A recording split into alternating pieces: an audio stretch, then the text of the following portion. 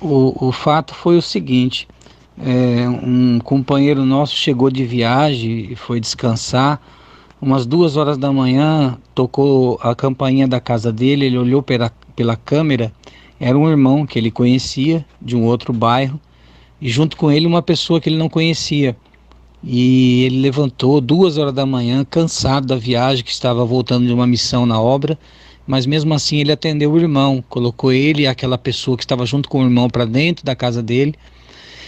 E o irmão foi explicar que aquela pessoa que estava com ele era um testemunhado, que estava congregando, passando por prova, dificuldade material. E aí o irmão perguntou para aquela pessoa o que ele precisava. E aquela pessoa disse que precisava de dinheiro. E o irmão, o ministério dele é diácono, falou assim para ele: falou, irmão, eu não dou dinheiro. Não é assim que funciona. A obra de Deus é por revelação. E eu vou orar a Deus amanhã, o que Deus quiser saber a gente faz por irmão, tá? No outro dia ele falou para aquele irmão que tinha levado o testemunhado, falou, irmão, passa aqui, pega uma cesta básica, leva para ele, mas dinheiro não é assim que funciona na obra de Deus, não. Tá, o irmão passou, pegou a cesta básica, levou para aquele testemunhado. Passou-se os dias, um mês ou mais, e ele recebeu o telefonema, e ele percebeu que esse telefonema que ele recebeu no celular dele era de dentro do presídio. A pessoa ameaçando ele, falando um monte de coisa para ele, e ele falou para a pessoa que não morava ali, não sei o que, e a pessoa falou para ele, olha, é o seguinte, a gente sabe quem é você, a gente conhece sua casa, sabe onde você mora, conhece sua família, se você tem um filho, tem uma filha, tem uma caminhonete branca, tem isso, tem aquilo, foi falando tudo que o irmão tinha. E se você não fizer o que nós estamos pedindo, nós vamos matar a sua família, isso e aquilo outro. E aí ele começou a levar a conversa para o lado espiritual, falou que era um servo de Deus, parará, parará. E aí quando ele falou tudo, a pessoa do outro lado disse, ô meu irmão, mas você é evangélico? Ele falou, sou, graças a Deus. Aí ele falou assim, então você, desculpa aí, a pessoa que passou a sua fita para nós vai levar um corretivo, porque uma pessoa como você, a gente tem que respeitar, por isso e aquilo outro. Você fica tranquilo que eu vou passar o corretivo na pessoa. E quem era a pessoa, irmãos, que tinha passado para ele? Ele era o chefe do PCC.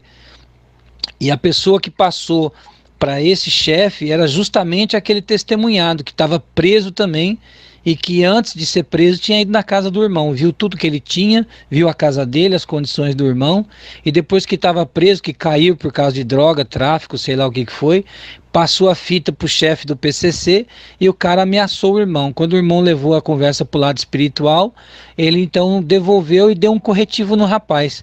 Ficou pior a situação, porque esse testemunhado que congregou uma vez só na igreja e depois foi preso, ele começou a ameaçar o irmão, porque o irmão tinha conversado com o chefe dele. E aí ele falou, olha, é o seguinte, você me dedurou pro meu chefe, agora a casa caiu pro teu lado, eu vou matar a tua filha, eu vou matar a tua mulher e não sei o quê. E, irmãos, vocês precisam de ver a prova que o servo de Deus está passando. Justamente por quê? Porque ele colocou para dentro da casa dele uma pessoa que ele não conhecia, trazida por um outro irmão. Então, que fica de alerta e de exemplo para todos nós nesse grupo e os demais familiares nossos, nunca receba ninguém, irmãos, que você conhece para dentro da sua casa, mesmo que venha acompanhado de outro irmão. E para os irmãos do ministério que estão no grupo, assunto da igreja, irmão, se trata na igreja. Nunca leve assunto da igreja para tratar na sua casa. Seja de casal, seja de assuntos de atendimento, o que for, da origem, a sua casa é sagrada, é o lugar imaculado que Deus preparou a sua família de morar ali.